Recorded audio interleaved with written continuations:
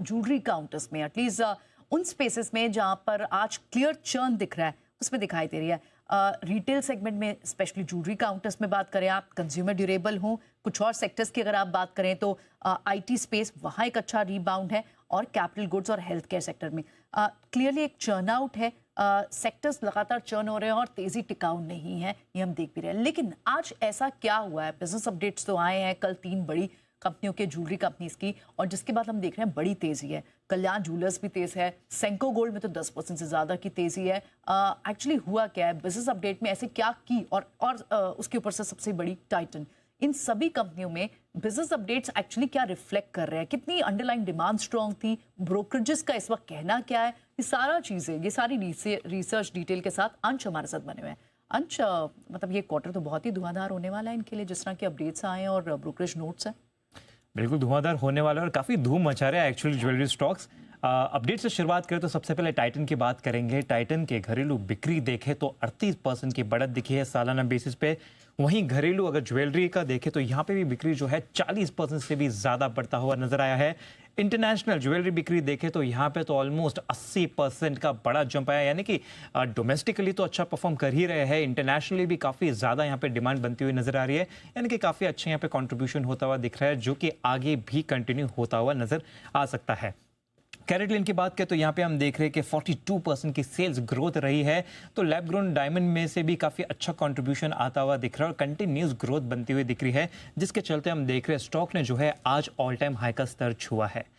आंकड़े तो अच्छे आए हैं, इसके बाद हम देख रहे हैं कि काफ़ी सारे ब्रोकरेजेस हैं जो यहाँ पे काफ़ी पॉजिटिव होते हुए दिख रहे हैं। ऑलमोस्ट 4-5 ब्रोकरेजेस ने तो अपने अपने जो है टारगेट रेस कर दिए हैं।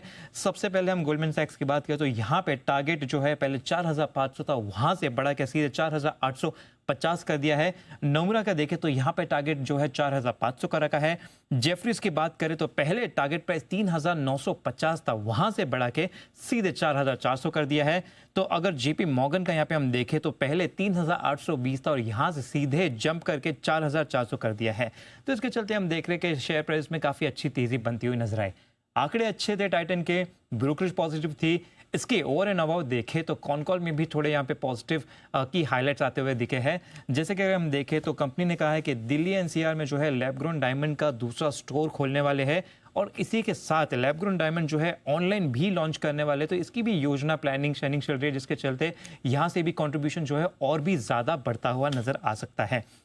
प्राइसिंग को लेकर भी इनके कमेंट आए कि प्राइसिंग भी काफ़ी आकर्षक रखने देख रहे हैं, तो एट प्रेजेंट जितने स्टोर्स थे वो बढ़ रहे हैं, प्राइसिंग जो है वो भी अट्रैक्टिव हो रही है, तो इस लिहाज से यहाँ पे जो है काफ़ी अच्छा कंट्रीब्यूशन आता हुआ दिख सकता है। ये तो हो गई टाइटन की बात, लेकिन इसके अलावा अगर हम देखें तो सेंको गोल्ड भी काफ़ी फोकस में है। यहाँ पे शेयर प्राइस में बड़ा उछाल आता हुआ दिखा है। इसके अगर हम चार्ट भी सामने लिया है तो इसमें काफ़ी अच्छी बढ़त होती हुई दिख रही है। स्टॉक प्राइस में भी देखें तो 11-12% की बढ़त होती हुई दिख रही है। यहाँ पे अगर हम आंकड़े देखें तो रेवेन्यू में 50% से भी ज़्यादा की ग्रोथ आती हुई दिखी है। वहीं अगर हम 9 महीनों में अगर हम देखें तो 30% से ज़्यादा की ग्रोथ दिखी है। टीटीएम यानी ट्रेलिंग 12 मंथ बेसिस पे देखें तो लगभग 8,000 करोड़ पहुंच चुका है। एसएसएसजी ग्रोथ देखें तो ये भी 20% से ज़्यादा रही है। क्वार्टर 4 में देखें तो 18 से 20% ग्रोथ होने का अनुमान किया जा रहा है। क्वार्टर 3 तो अच्छे थे ही, क्वार्टर 4 भी काफ़ी अच्छे रहने का यहाँ पे अनुमान किया जा रहा है। इसके चलते हम देख रहे हैं स्टॉक प्राइस जो है 3 महीने के ऊपरी स्तर को छू चुके हैं। स्टॉक प्राइस में भी काफ़ी अच्छी बढ़त बनती हुई नजर आ रही है। इसके अलावा कल्याण ज्वेलर्स के भी नतीजे आए थे और यहाँ पे अगर हम देखें तो कंसोल रेवेन्यू में ग्रोथ जो है 42% की बनती हुई दिखी है। यहाँ पे सेम स्टोर सेल्स ग्रोथ देखें तो ये भी 27% दिखा है। वहीं अंतर्राष्ट्रीय अगर हम कारोबार देखें इंटरनेशनल बिजनेस में भी 36% की ग्रोथ दिखी है, यानी यहाँ पर भी डोमेस्टिकली तो अच्छा परफॉर्म कर ही रहे हैं, इंटरनेशनली भी कंट्रीब्यूशन ज़्यादा बढ़ता हुआ नजर आ रहा है, जिसके चलते हम देख रहे हैं स्टॉक प्राइस में भी हमें थोड़ी बहुत अच्छी खरीदारी बनती हुई नजर आ रही है। करीबन 3% की तेजी इसमें बनती हुई दिख रही है। तो यहाँ पे हम देखें तो पूरे ज्वेलरी स्टॉक्स में जो है काफ़ी अच्छी तेजी और पॉजिटिविटी बनती हुई नजर आ रही है। ऑल राइट, तो ये तो बात हो गई आज सारे ज्वेलरी काउंटर्स जिनके बिजनेस अपडेट स्ट्रॉन्ग आए हैं और इसी वजह से स्टॉक बाजार